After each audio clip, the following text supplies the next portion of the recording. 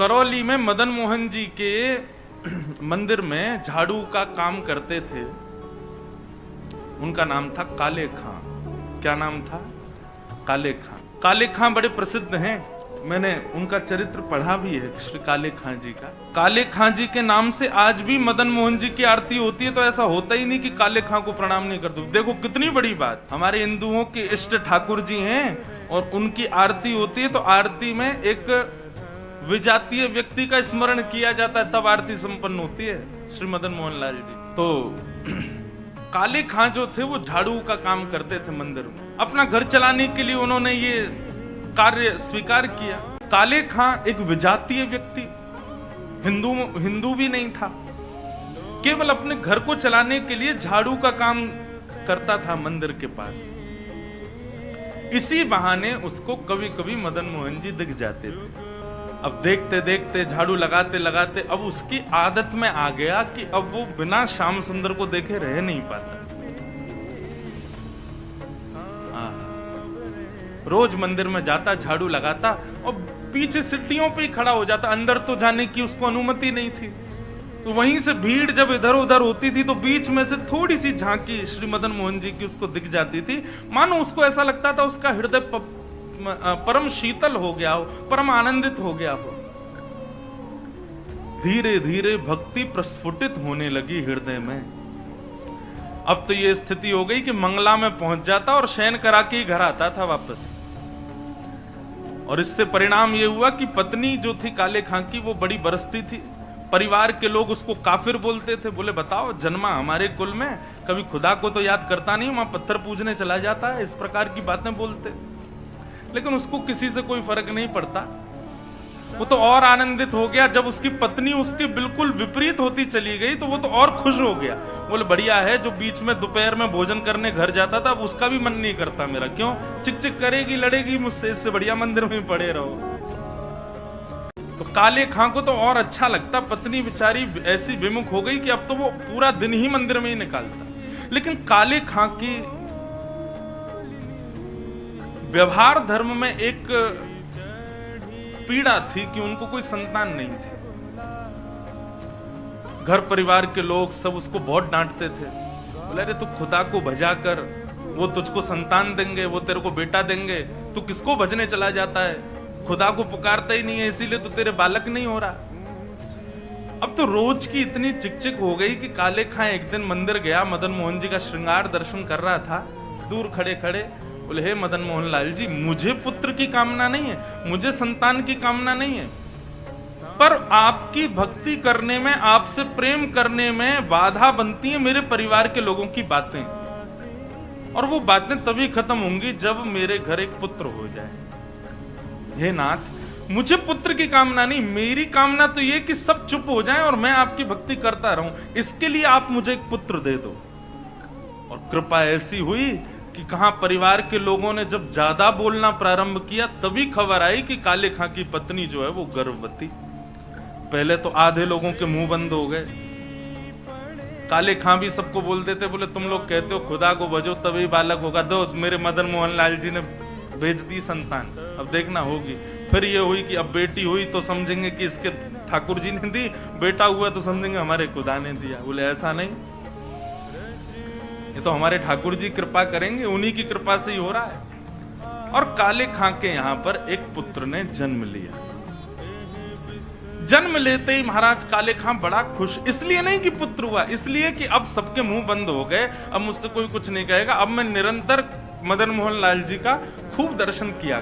काले खां का पुत्र 8 वर्ष का हो गया, सब आनंदित था। काले खां बड़ा प्रसन्न, अब तो जन्माष्टमी भी मनाता है, राधाष्टमी भी मनाता है, रामनवमी भी मनाता है। घर वालों को नहीं बताता, बस मंदिर में जाके सब उत्सव होते हैं उसमें आनंद करता है। 8 वर्ष का बालक काले खां का यमुना जी के तट पर, नदी के तट पर कहीं खेल रहा था अपने मित्रों के साथ, और एक सर्प ने उसको डस दिया। सर्प के डसते ही महाराज नीला पड़ गया उसका पुत्र, बेहोश होके गिर गया। बालक दौड़े दौड़े गए काले खां के घर। काले खां तो मंदिर में था, उसकी पत्नी को जाके बताया। पत्नी रोते रोते मंदिर पहुंची, जाकर के बोले जल्दी चलो, हमारे बेटे को सर्प ने डस दिया है, वो नदी के तट पर बेहोश पड़ा है, मैं जा रही हूं उसके पास, तुम जाओ किसी झाड़ फूंक वाले को लेके आओ, हमारा बेटा मर जाएगा। लेकिन काले खां व्यस्त था ठाकुर जी की श्रृंगार आरती में, श्रृंगार आरती हो रही थी। पत्नी इतना बोल करके लौटने लगी, लौट करके उसने पीछे देखा कि आए कि नहीं, तो देखा तो काले खां तो ठाकुर जी को ही देख रहा था। पत्नी जाकर के बरसने लगी, बोले तुमको अभी भी यही दिख रहे हैं?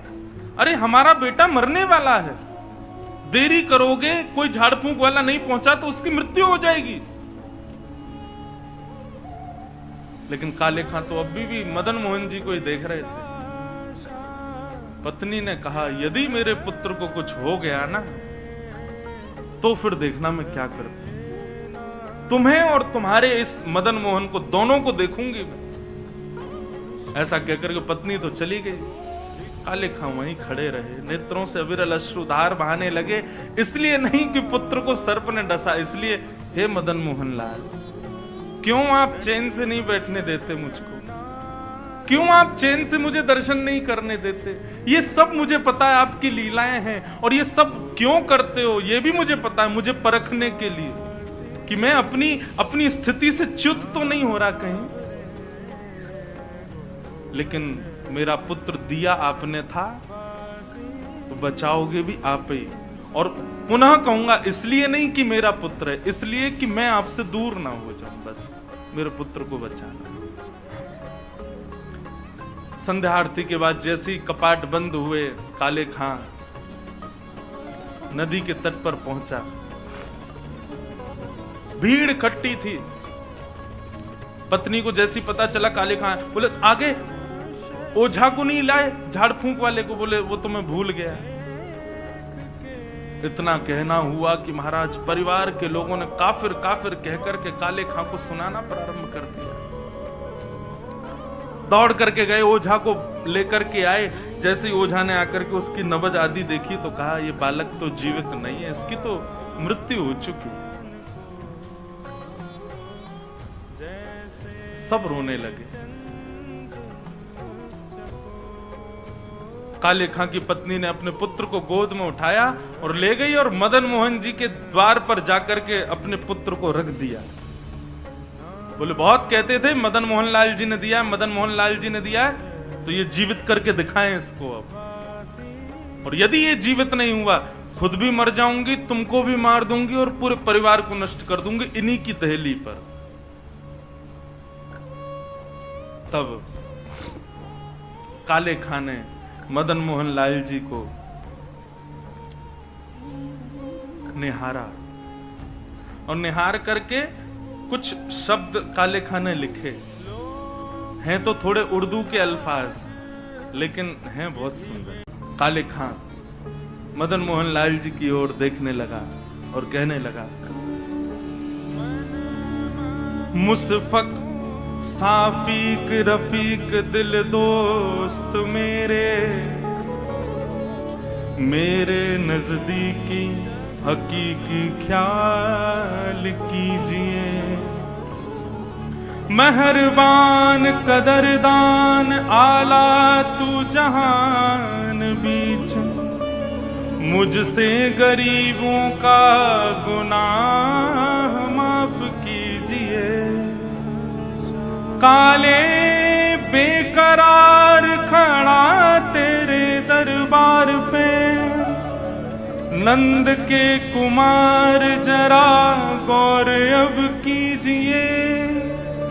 हिंदुओं के नाथ तो हमारा कुछ दावा नहीं, जगत के हो नाथ तो हमारी सुध लीजिए।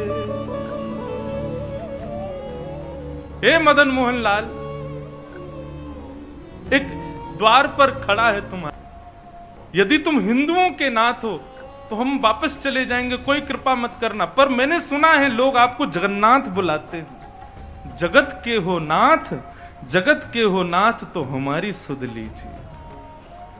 बस ये बात कहनी हुई, नेत्रों से अविरल अश्रुधार बहने लगे काले खां के, और देखते ही देखते जैसे ही अश्रुधार का एक बिंदु नीचे पड़े हुए काला पड़ गया था पुत्र विष के कारण, जैसे एक बिंदु जाकर के उस पुत्र के मुखमंडल पर पड़ी, पड़ते ही उसका जो काला वर्ण हो चुका था वो श्वेत होने लगा और धीरे धीरे पुत्र ने आंख खोलनी प्रारंभ करी, उठ करके बैठ गया, देखने लगा, जल पी करके बोला अब्बा अम्मी, जो उसके माता पिता थे उनको उन्हीं शब्द में पुकारा। बोले कि वो कहाँ गया? बोले कौन? अरे अभी जो यहाँ खड़ा था मेरे समान छोटा सा बालक था, मेरे जैसा ही सांवला उसका वर्ण था, मोर मुकुट पहनी थी, बहुत सुंदर उसकी मुस्कान, उसके ऐसे सुंदर नेत्र थे, वो मेरा सखा है, वो मेरे गले में गलवैयां डाल करके खड़ा था, कहाँ गया वो? और ये भाव देखते ही वहां खड़े जितने लोग थे सबने मदन मोहन लाल जी को दंडवत प्रणाम किया। सब समझ गए, बोले किसने की है कृपा हमको पता है। तब से लेके आज तक श्री मदन मोहन लाल जी की आरती होती है तो आरती होते ही वहां का एक आरती पूर्ण होते ही एक पंक्ति गाई जाती है। कारे के बेटा को जब कारे ने खाया, कारे के बेटा को जब काले ने खाया, कारे की कविता सुन बेटा जिवायो है। काले खां के बेटा को जब काले नाग ने खाया तब काले खां की कविता सुन करके उसके बेटा को जिवाने वाले बोल मदन मोहन लाल की जय।